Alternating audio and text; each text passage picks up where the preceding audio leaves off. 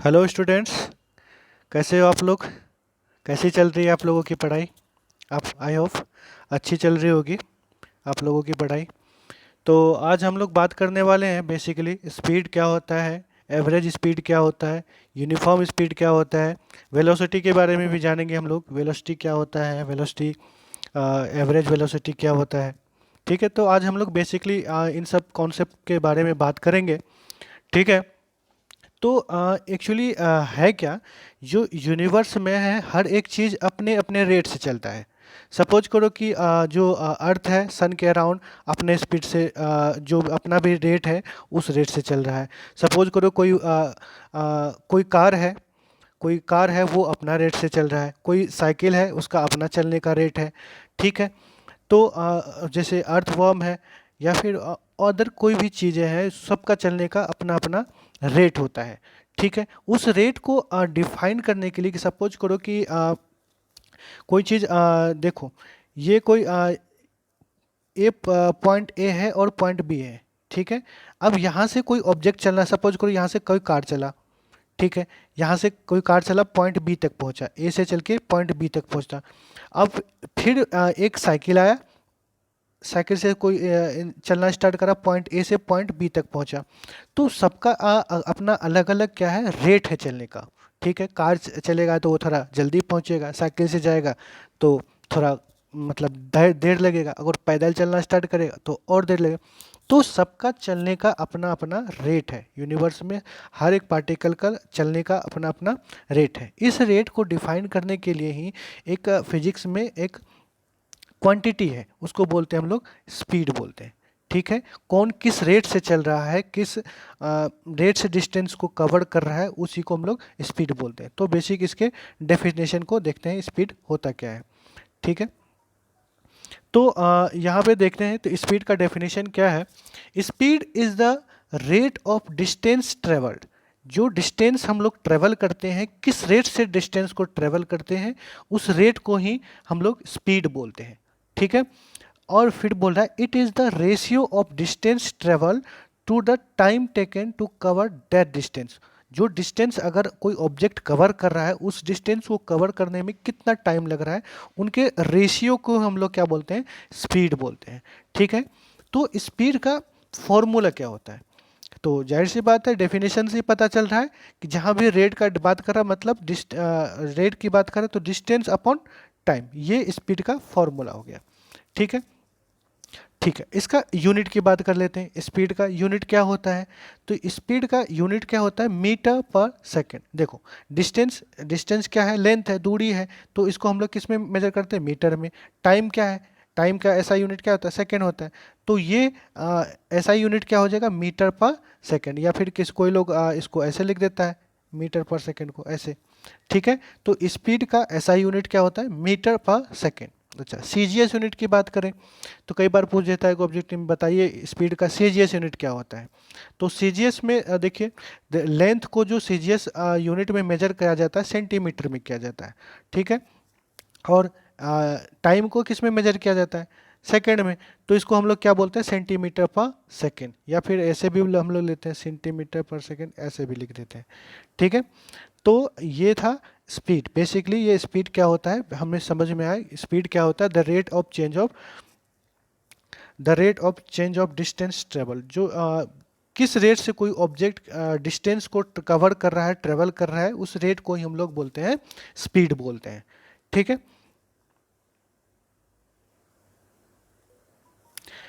अब आता है कॉन्सेप्ट एवरेज स्पीड का। एवरेज स्पीड क्या होता है, एवरेज स्पीड यहाँ पे डेफिनेशन क्या है, देखो, it is ratio of the total distance to the total time taken. Suppose करो कोई अभी एग्जांपल समझते हैं। तो एवरेज स्पीड का फॉर्मूला होता है total distance upon total time. ठीक है। तो एवरेज स्पीड क्या होता है, total distance upon total time. अब इसको हम लोग एग्जाम्पल से समझते हैं कि एवरेज स्पीड होता क्या है। ठीक है। देखो, अब क्या है कि यहाँ पे एक कार है जो कि पॉइंट ए पे है, एक कार है जो कि पॉइंट ए पे है। ठीक है।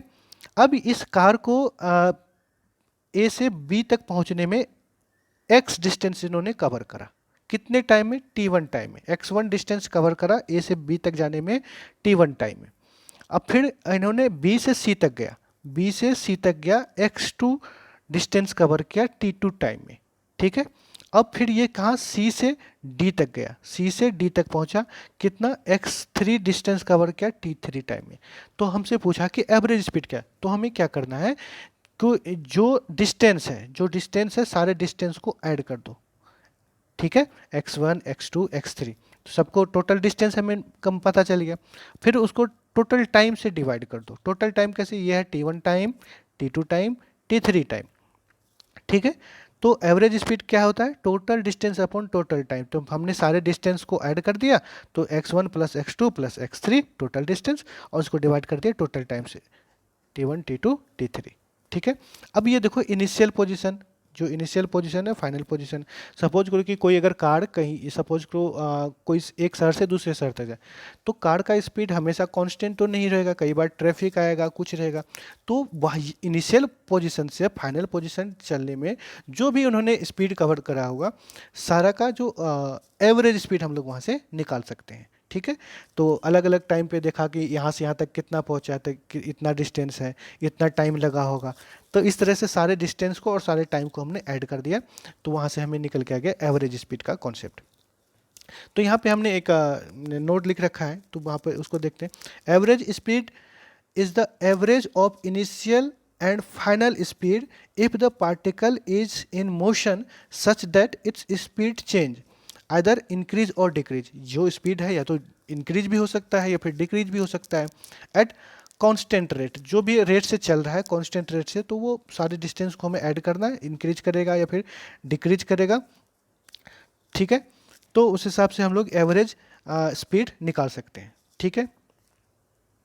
नेक्स्ट कॉन्सेप्ट है यूनिफॉर्म स्पीड का। यूनिफॉर्म स्पीड क्या होता है, देखो हमने अभी प्रीवियस लेक्चर में पढ़ रखा था कि यूनिफॉर्म मोशन क्या होता है, तो उसी तरह सेम ही है, ये सेम होता है। देखो क्या है यूनिफॉर्म स्पीड, क्या, a body is said to be moving with uniform speed if equal distance are covered in equal interval of time. क्या समझ में आया कि अगर कोई ऑब्जेक्ट इक्वल डिस्टेंस कवर कर रहा है, सपोज करो पॉइंट ए से पॉइंट बी तक कुछ डिस्टेंस कवर करा, फिर कितने कुछ पार्टिकुलर टाइम में, उतने ही पार्टिकुलर टाइम में वो फिर अगला डिस्टेंस कवर करेगा, फिर उतनी ही पर्टिकुलर, मतलब इस तरह से, मतलब एक इंटरवल ऑफ टाइम में फिक्स डिस्टेंस उसे कवर करना चाहिए, उसको बोलते हैं हम लोग यूनिफॉर्म स्पीड। तो इसका मतलब क्या हुआ, इसका मतलब क्या हुआ, मतलब ये हुआ, देख तो इसको एग्जाम्पल से समझते हैं। देखो कि ये जो कार है, ये जो कार है पॉइंट ए पे है अभी, ठीक है, ये अभी इनिशियल है, रुका हुआ है। अब ये क्या करा, पॉइंट बी पे पहुंचा, ठीक है। पॉइंट ए से पॉइंट बी तक का डिस्टेंस जो है वो 20 किलोमीटर है, ठीक है। और वो कितने देर में कवर करता है, 1 आवर में कवर करता है, ठीक है। तो हमने क्या करा कि पॉइंट ए से पॉइंट बी तक ये 1 आवर में, तो मतलब इसका स्पीड क्या है, 20 किलोमीटर पर आवर, ठीक है। अब देखो पॉइंट बी से पॉइंट सी तक पहुंचा, तो यहाँ से यहाँ तक का डिस्टेंस क्या है, तो यहाँ से यहाँ तक डिस्टेंस टोटल 40 किलोमीटर, मतलब यहाँ भी अगर हमने यहाँ पे अगर स्पीड निकालना चाहें तो यहाँ पे भी स्पीड कितना हो जाएगा, 40 डिवाइड बाई 2 मतलब 20 किलोमीटर पर आवर। और सी से टी देखो, मतलब उतना ही डिस्टेंस कवर करता है, तो यहाँ पे भी स्पीड क्या है, 20 किलोमीटर पर आवर।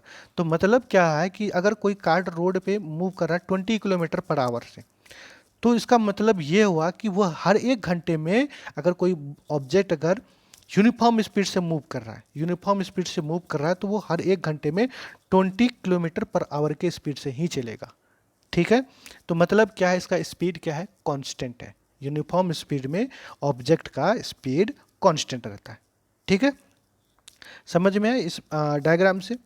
तो मतलब यही हुआ कि ऑब्जेक्ट का जो यूनिफॉर्म स्पीड होता है वो इक्वल डिस्टेंस कवर करता है इक्वल इंटरवल ऑफ टाइम में। यहाँ भी देख सकते हैं एग्जांपल में, 1 घंटे में 20 किलोमीटर, फिर दूसरे घंटे में 20 किलोमीटर, तीसरे घंटे में भी वो 20 किलोमीटर कवर करता है। तो मतलब क्या कि हर एक पॉइंट पे इसका स्पीड क्या है, कॉन्स्टेंट है। इसको बोलते हैं हम लोग यूनिफॉर्म स्पीड बोलते हैं, ठीक है। नेक्स्ट देखते हैं क्या है, non uniform speed. Uniform speed क्या था, इक्वल इंटरवल ऑफ टाइम में ऑब्जेक्ट अगर ऑब्जेक्ट अगर इक्वल डिस्टेंस कवर करे तो उसको हम बोलते हैं हम लोग यूनिफॉर्म स्पीड। ठीक है, तो नॉन यूनिफॉर्म क्या होगा, इक्वल इंटरवल ऑफ टाइम में ऑब्जेक्ट अनइक्वल डिस्टेंस कवर करे, मतलब कि वो जो डिस्टेंस कवर करेगा वो इक्वल ना हो, तो उसे बोलते हैं हम लोग नॉन यूनिफॉर्म। तो इस तरह से यहाँ पे भी जो अभी हमने देखा, तो यहाँ पे ऑब्जेक्ट 1 घंटे में 20 किलोमीटर चला, ठीक है, और दूसरे घंटे में वो 60 किलोमीटर चल दे तो मतलब उसका स्पीड क्या हो, कांस्टेंट ना होना चाहिए। ठीक है, तीसरे घंटे में कुछ और स्पीड मतलब कुछ और डिस्टेंस कवर कर दे, तो मतलब क्या कि ऑब्जेक्ट जो है इक्वल इंटरवल ऑफ टाइम में इक्वल डिस्टेंस अगर कवर ना करे, यहाँ तो इक्वल है, अगर वो इक्वल डिस्टेंस अगर कवर ना करे तो उसको बोलते हैं नॉन यूनिफॉर्म स्पीड बोलते हैं।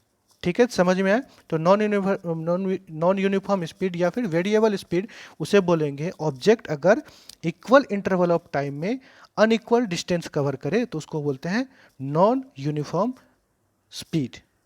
ठीक है, नेक्स्ट है इंस्टेंटेनियस स्पीड। इंस्टेंटेनियस स्पीड क्या होता है, इंस्टेंट मतलब क्या होता है, तुरंत एकदम। इंस्टेंटेनियस का मतलब क्या होता है, एकदम तुरंत, क्विकली। तो मतलब क्या है कि कोई भी ऑब्जेक्ट सपोज करो यहाँ से यहाँ तक मूव करा, इस पॉइंट से इस पॉइंट तक मूव करा, अब हमने क्या करा, इंस्टेंट यहाँ पे इसका स्पीड को फाइंड आउट करना चाहे, और जो स्पीड जो होगा वो जो टाइम जो होगा यहाँ पे जो जो टाइम हम लेंगे लगभग टेंस टू जीरो, मतलब लगभग जीरो के आसपास, मतलब कुछ माइक्रो सेकेंड, मिली सेकेंड। ठीक है, 1 सेकेंड से भी उसका बहुत कम वाला हिस्सा। ठीक है, तो मतलब वहाँ पे उसको जो इंस्टेंट अगर किसी भी पार्टिकल का स्पीड हम कैलकुलेट करते हैं उसके बोलते हैं इंस्टेंटेनियस स्पीड बोलते हैं।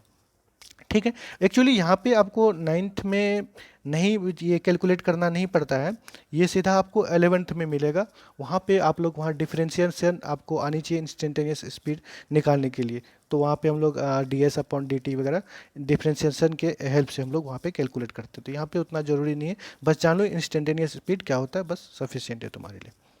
ठीक है, अब बात करते हैं हम लोग कि जो स्पीड है, ये जो स्पीड है ये क्या है, स्केलर क्वांटिटी है। स्पीड जो है वो क्या है, स्केलर क्वांटिटी, जैसे डिस्टेंस स्केलर क्वांटिटी था, उसी तरह स्पीड भी क्या है, एक स्केलर क्वांटिटी है। इसका मतलब क्या है, इसका मतलब क्या है कि ऑब्जेक्ट अगर इसमें ओनली मैग्नीट्यूड होगा और उसमें डायरेक्शन नहीं होगा, स्केलर का मतलब वही होता है, स्केलर क्वांटिटी का मतलब किसी भी ऑब्जेक्ट में ओनली मैग्नीट्यूड हो, उसमें डायरेक्शन।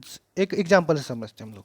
ठीक है, कि आपको बोल दिया जाए कि ये देखो, ये पॉइंट ए है और ये पॉइंट बी है। ठीक है, अब यहाँ से यहाँ तक जो इन्होंने डिस्टेंस कवर किया, सपोज करो 80 किलोमीटर कवर किया, ठीक है, और 2 आवर में कवर किया, तो आपसे बोलूँ कि बच्चों इसका स्पीड क्या हो जाएगा, तो आप बोलोगे सर इसको डिस्टेंस है, ये डिस्टेंस है, ये टाइम है, इसको डिवाइड कर दो तो स्पीड आ गया।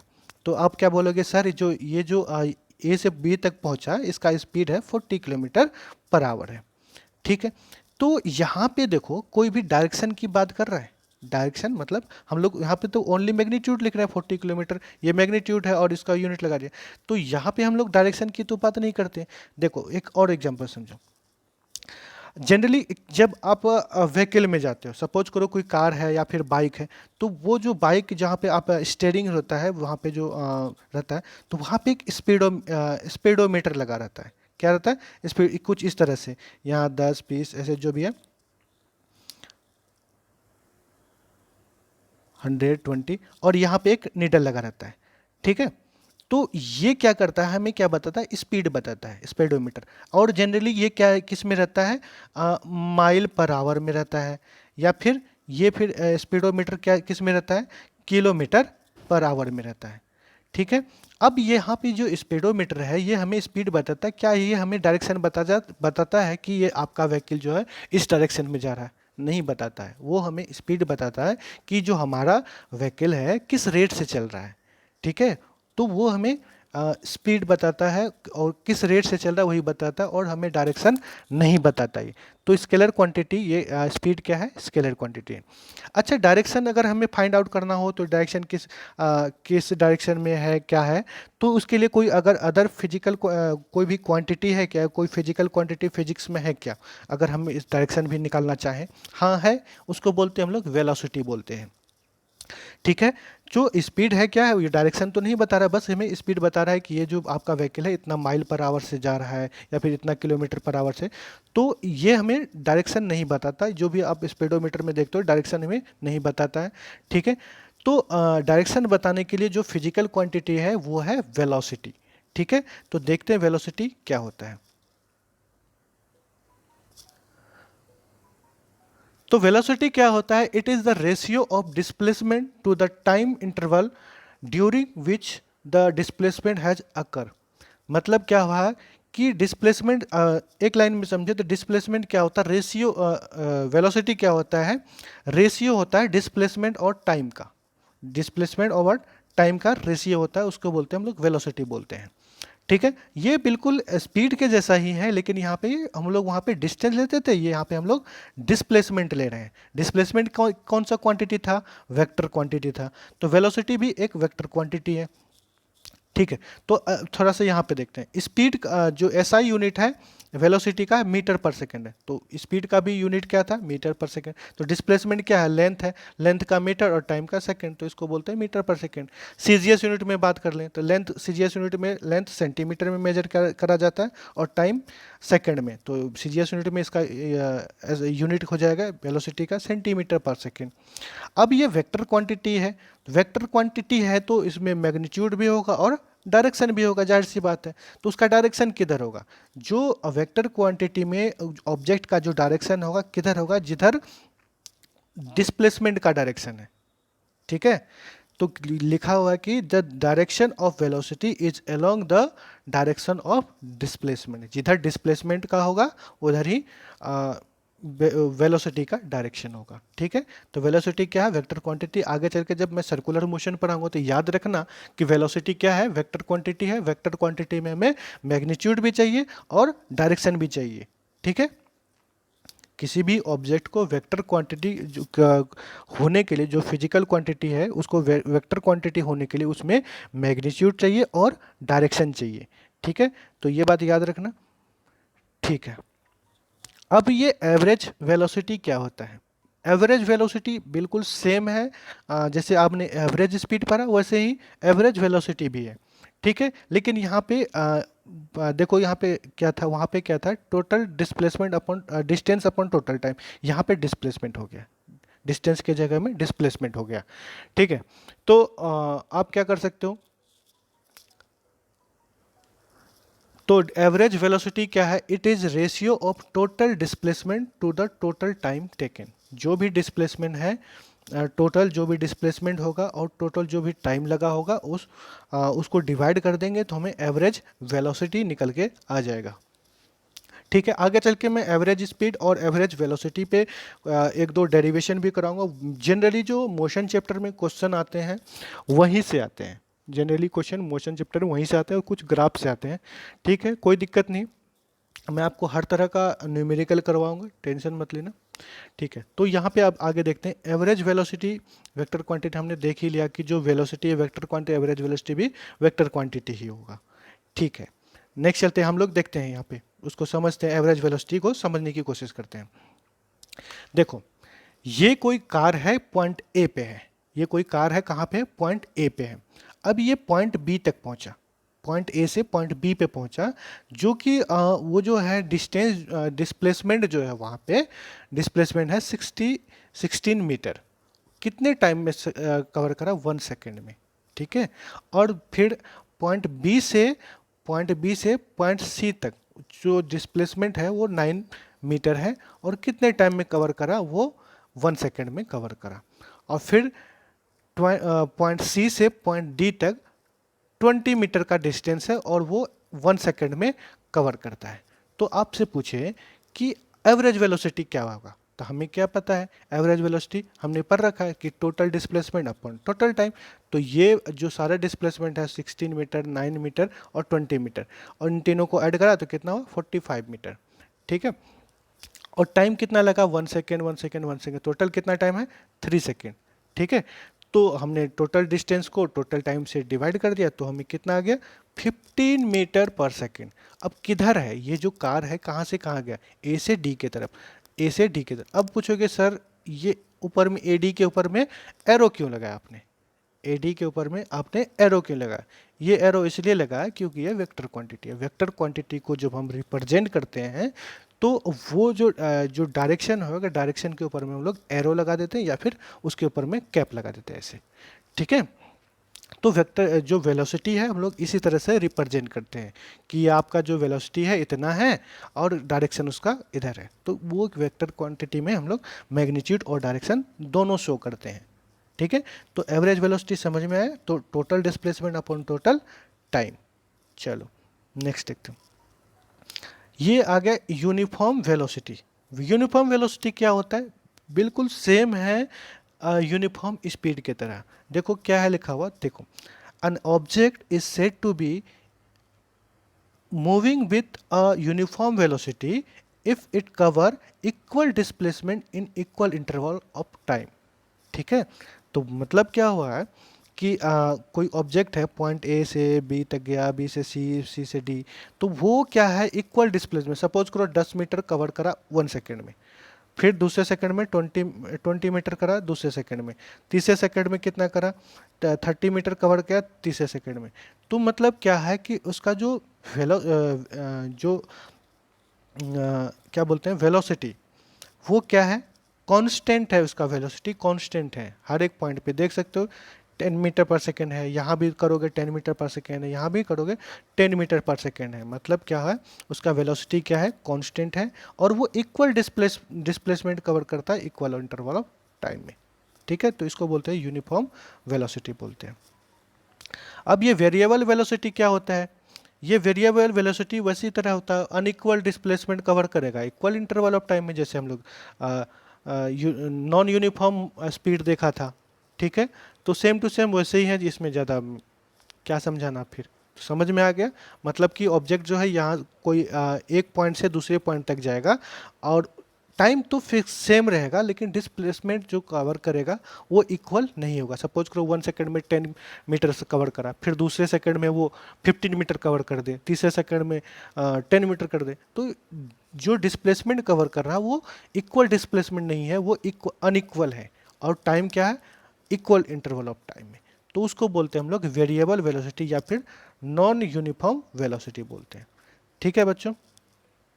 तो ये था हमारा आज का बेसिक कॉन्सेप्ट। नेक्स्ट क्लास में मैं आप लोगों को इस पे बेस कुछ अच्छे अच्छे न्यूमेरिकल आपको बताऊंगा, ठीक है।